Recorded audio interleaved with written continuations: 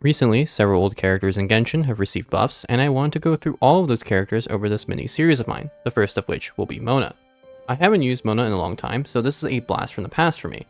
First off, her ult's effect is a lot more useful now. Before, it would just last a measly 5 seconds after the initial generated bubble popped. Now, the effect can be extended by 8 seconds more, simply by doing some normal or charge attacks, which is a significant boon. Her constellations also got significant updates. First, with Mona C1, now instead of the 15% damage increase or the 15% duration increase with regards to freeze, it has now been increased by 160% once a character off-field procs the reaction. This results in it becoming 24% damage and 24% duration increase, which is pretty nice. As for her C2, now Mona automatically procs a charge attack when she does her first normal attack outside of her initial burst, and once a charge attack is procced, an ADEM buff is given to all party members. Now as for her C4, it's a pretty boring buff. It gives 15% crit damage to Hexerei party members, and her C6 basically makes her damage go bonkers with a 200% original damage increase. With all of these changes, Mona has become a significantly better support. This, in conjunction with the release of Durin, makes it so that some newer DPSs benefit from Mona's inclusion, with the main highlight being Mualani. The build for Mona in this context is pretty simple. Prototype Amber with either 4-piece Songs of Days Past or 4-piece Instructors, mainly dependent on what stats your Mualani lacks. Now, since I don't have a Mualani built to show you this, I instead wanted to experiment with Mona as a DPS. In principle, the best way to make Mona deal damage is through forward vape. With a proper rotation, it's possible to vaporize a significant amount of her charge attacks along with her burst if playing ideally. To do this, we need to understand how Mona's burst can vaporize. The way it's done is a bit awkward and is largely due to the fact that her burst has an ICD. For those of you who don't know, ICD is short for internal cooldown, a hidden timer that dictates when you can and can't activate an elemental reaction or apply an elemental aura. In the case of Mona, her burst already initially applies Hydro, which means in order for it to react later, you have to wait 2.5 seconds to let the ICD expire. The so-called perfect setup here is to first apply Pyro to the enemy in question, then use Mona's ult, which clears the Pyro aura from the initial Hydro application. Following this, you can't hit the enemy for 2.5 seconds. After waiting for 2.5 seconds, dealing Pyro damage will cause Mona's burst to vaporize, resulting in a significant damage increase due to the damage multiplier of 2 from forward vape. Now, is it always worth doing this setup in an actual combat scenario? Debatable. If fighting an extremely tanky enemy that has brief down phases, this technique can be useful. Outside of that situation, this technique isn't that viable. I should note that there's also an addendum to add here, which is that Mona's burst won't pop if you hit an enemy during a poise resisted window. This is what is referred to as Stagger resisted combo. The steps are pretty similar, with the only difference being that you don't have to wait 2.5 seconds if you deal pyro damage while the enemy is stagger resistant. During the time the enemy is stagger resistant, you can deal whatever damage as long as the pyro aura isn't cleared by the end. Once the enemy is no longer in the stagger resistant animation, Mona's burst will then pop afterward, dealing vaporized hydro damage. Given this information, unless the enemy in question has some kind of stagger resistant animation, a significant time loss would have to be incurred every time I want to do this tech. From a motion value perspective, it could be worth going for due to the more than 700% motion value her burst has in comparison to the maybe 2 charge attacks I can get during these 2.5 seconds of waiting. Problem is the overall team loss of DPS that would incur because you can't deal any damage during those 2.5 seconds, which is a large amount of time to not be doing damage. Also, if you're just tackling low HP enemies, going for the nuke is a waste of time because you can just spend better time just blitzing through the enemy instead. Now, with Hexerei characters, you have to pair them up with one of the other 7 characters belonging to the trait currently. In my case, the 2 that make the most sense are Durin and Sucrose. Durin is good as a stop DPS, an off-field applicator, and also as a support with his weapon equipped. As for Sucrose, she would be able to shred resistance with VV, buff the party's EM, and also give some damage bonus thanks to the buff she gained. Both are a viable option. On stream, I mainly experimented with this team of Mona, Durin, Nahida, Bennett with the intention of going through a burn vape team.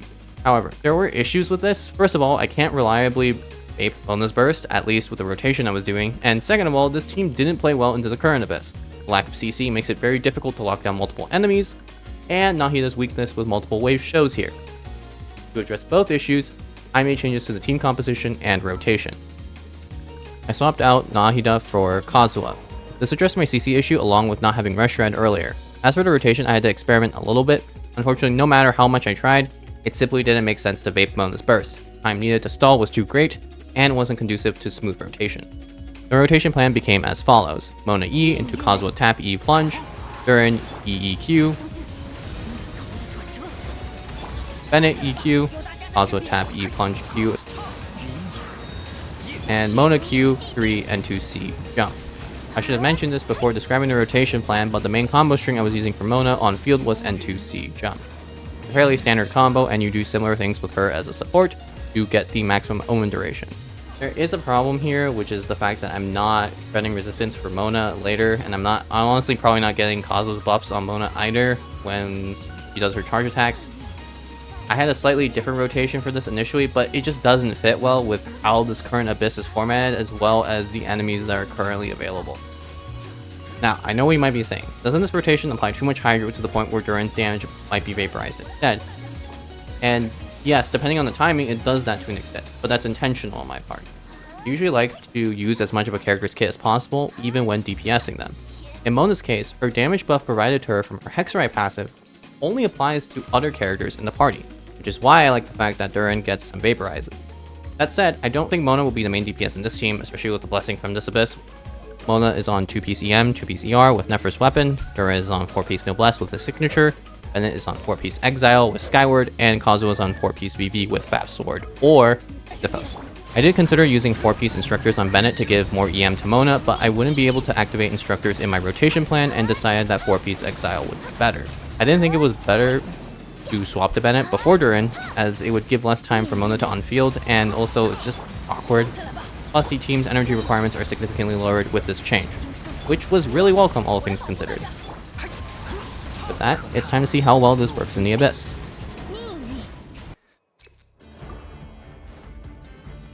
So first off, I initially Mona E, right, trying to follow my initial rotation. You can see later that I will at least partially deviate here. So first thing is, I want to kill all of the dogs in the first wave before Mona takes on field. Then I want to use Mona's charge attacks to completely destroy the second wave before I use her burst. This is just so that her burst damage can get high value versus being used on the dogs that are already low HP.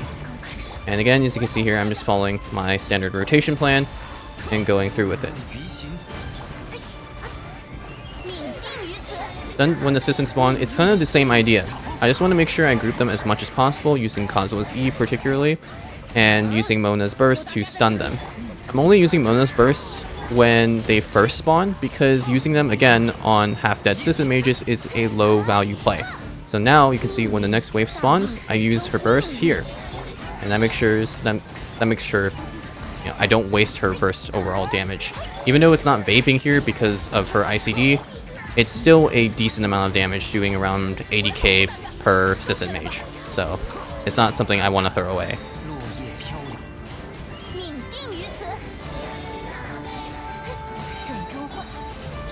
And now you can see I toggle Durin into his dark form here. This is because the last enemy is a single target enemy, and it doesn't play well with Mona because, as you'll soon see, it staggers her pretty easily. So what I'm trying to do here is vaporize Durin's burst instead of trying to vape Mona's attacks. And you can see it works pretty well.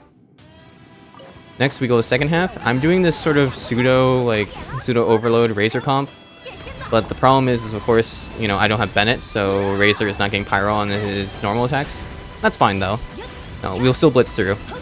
Main thing is to get some Dragon Strikes off here so that I can break the shield on this Weasel as fast as possible. The problem with this enemy is that its white shield only takes significant damage from plunging attacks because of how it's coded, so that was the intention with that. And it's pretty simple to get Dragon Strikes with Razor due to how his skill gives a basically sort of guaranteed Dragon Strike in the sense of the locked animation delay. Anyways, so now we killed one Weasel, now on to the next one. It's important to note too that during this white shield phase, you cannot trigger Fav or Sacrificial, which makes it a pain in the ass for energy requirements, so you want to get this down as soon as possible. I don't know if people would be interested in sort of a Dragon Strike guide for this Abyss. It might be a little bit too late, all things considered, given that it's been about a week or more since the Abyss has released, but let me know if you want to see something like that, and I'll try to provide a video or at least a short describing how to do Dragon Strike more properly. Anyway, you can see here, we clear first chamber. On to the second. Second one, more wave management. So I'm just following standard rotation as I've been doing, and just making sure that I group properly. This enemy is a little bit annoying to fight with Mona because of the staggers that it can do with its attacks, so that's why I'm backing up here. And then going into the next phase. Again, pretty standard stuff. I'm just making sure I rotate properly. One thing I could have done here that you'll see in a little bit that I didn't properly do was make use of the fact that these samurai have stagger animations. I could have tried to actually vaporize the burst here instead of what I did, but it wasn't really worth it, and also they just basically die anyway, which is kind of the problem with the whole Mona nuke setup, is that it takes a long time to set up, and by the time you're looking at timing with breakpoints and whatnot, it's usually not worth going for. Okay, so we got Ruin Guard, and then we have one of the Ruin Flyers right afterward. You can see I'm just sticking to my N2CJ game plan and properly doing my rotation.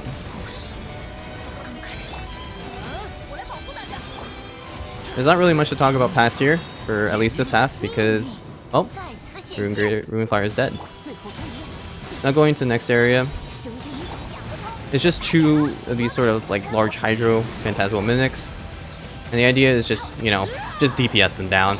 Which should be pretty easy to do with a team like this, because, you know, Overload, I get the Red Shred, and I can now vaporize with Shelling Salt. It's pretty good.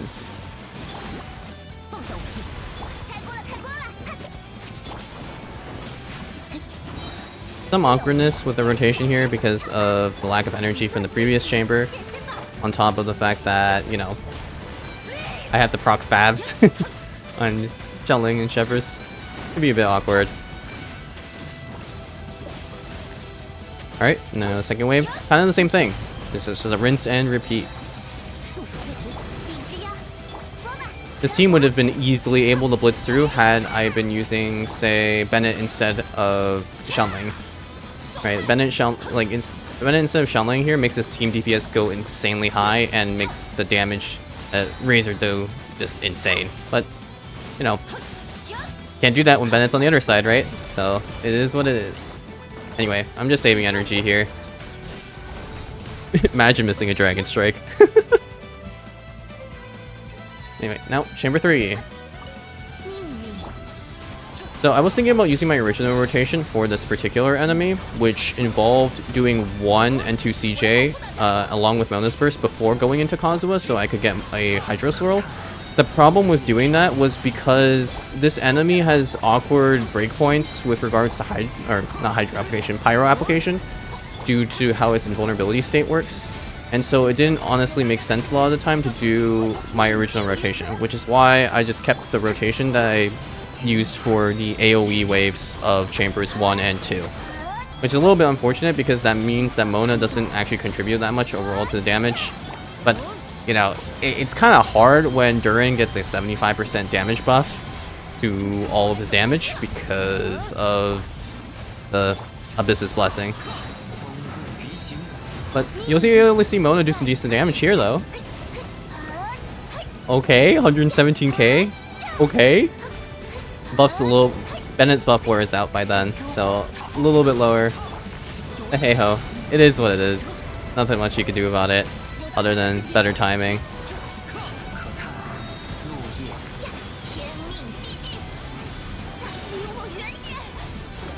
One awkward thing I do here is you'll notice if you jump too early, you can just outright cancel Mona's charge attack, even though the stamina consumption goes through. So the stamina consumption tell is not actually a good indicator of when to jump with Mona doing N2C. It's a little bit annoying, unfortunately. Get a few more charge attacks in just before the chamber ends, you know?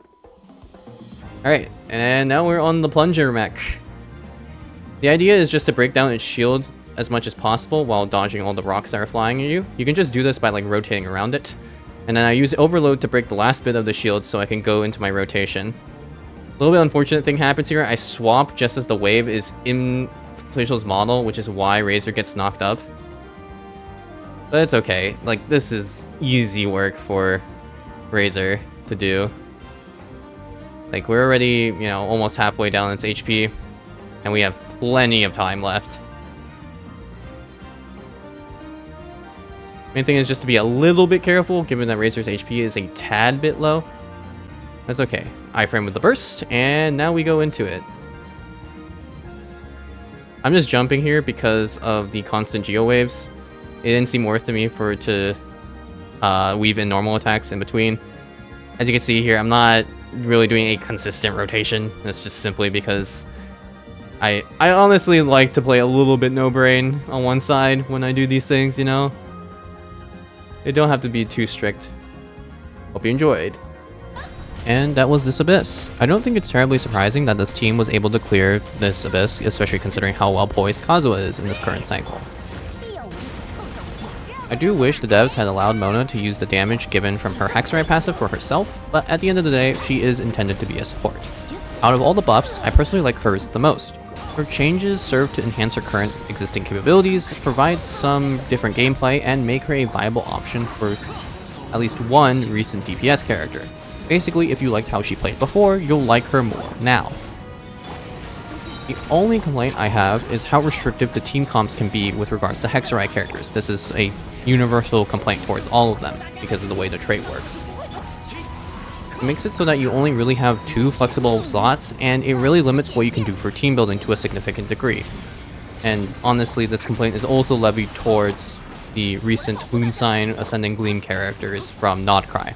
It may not have been a problem here, given that Durin and or Sucrose significantly synergize with Mona for a forward vape comp, but it will certainly be a problem for other Hexerei characters, at least with some of the ideas I wanted to do. That said, if future character buffs are of a similar level to what we got with Mona, I wouldn't complain too heavily, if only that was the case for all of the Hexerei characters. Speaking of Hexerei characters, who should I do next? I put a poll in my community tab. Vote for the character you want to see next down the line.